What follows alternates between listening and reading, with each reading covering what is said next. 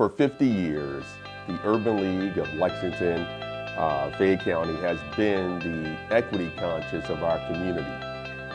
Not only advocating for good, but also advocating for change and actively working to transform our community. The impact of the Urban League can be seen from the academic challenge born of One Community, One Voice, the back to school rallies with the first rally being held at Shiloh Baptist Church in 2001, our Equity Council, our district commitment to equity, and our business community buy-in for initiatives that advance the equity agenda. The Urban League has been helpful through One Community, One Voice academic challenge, which has been in place more than 14 years. This year, 1,365 elementary students participated, competing for 24 scholarships from 4 different universities. That's the impact in the education space, achieving and driving towards equity, that the Urban League has been a stalwart partner for Fayette County Public Schools.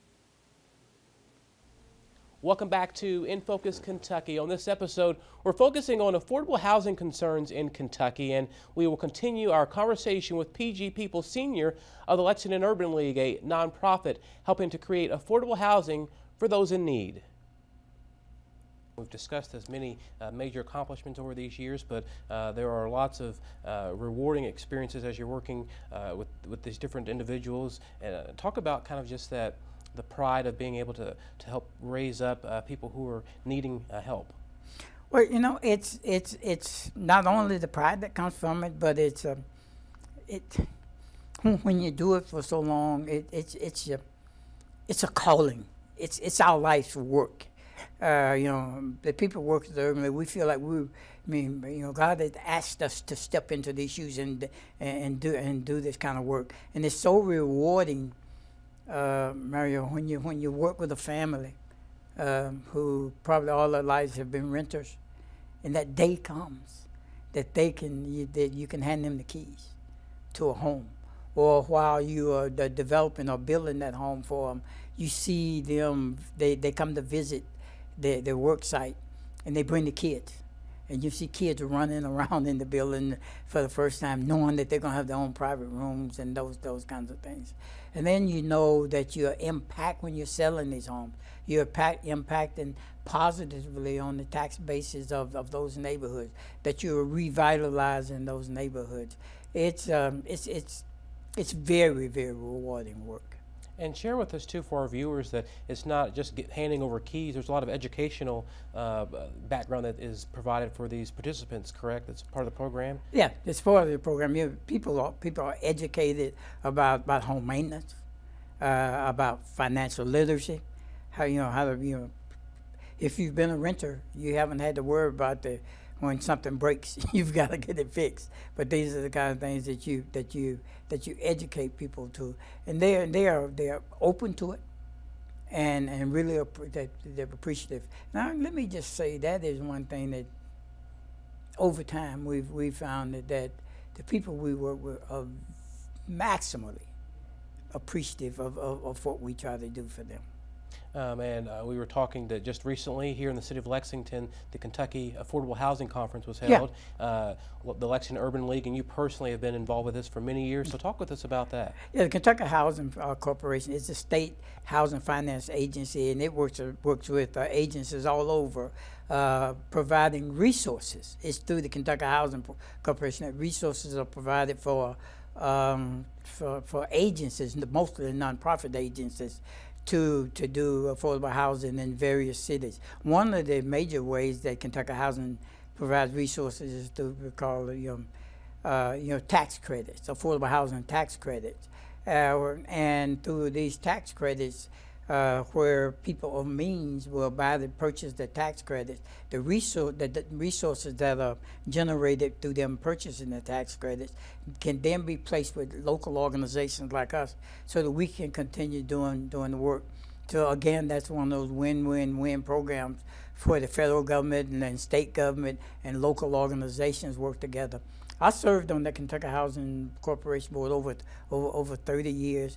again, I speak about rewarding and feeling real good because all across the state we have those housing needs, rural, urban, and what's unique or what's interesting is that in those various communities, each community may deal with it differently based on what their own needs are, and Kentucky has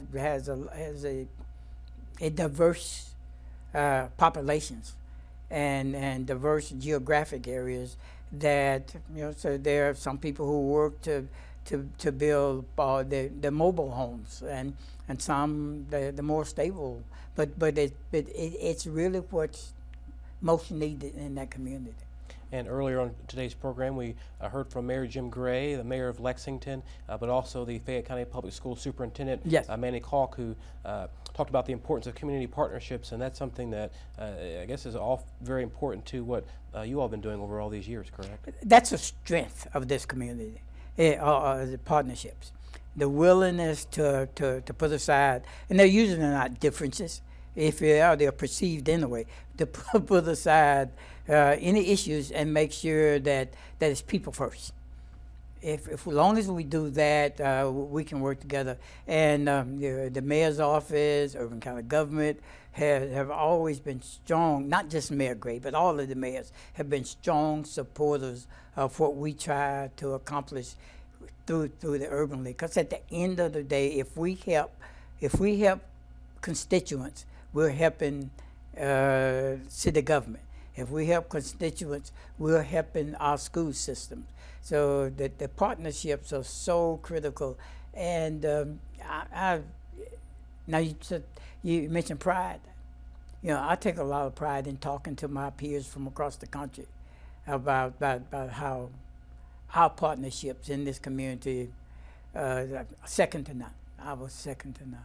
And in our last few moments, a big celebration happening during the month of October with the big dinner that's happening to kind of reflect on 50 years of the Lexington Urban League. So for viewers that are wanting to know what's exactly going to be happening during that and how they can be a part of it, give us some information. On October 15th will be, that's a culmination, bringing to a close our year of celebration for the 50th anniversary. We'll have our annual Urban League banquet at the Lexington Civic Center. I have the pleasure, the honor this year that my national president, Mr. Mark Morial, previous mayor of New Orleans, is going to come in and be the principal speaker. That's huge for us, and we'll be able to have him in town. We'll be able to do several other things during the day, several newsworthy things around that, and have that banquet where we hope to have 800 to 900, maybe even up to 1,000 people attending.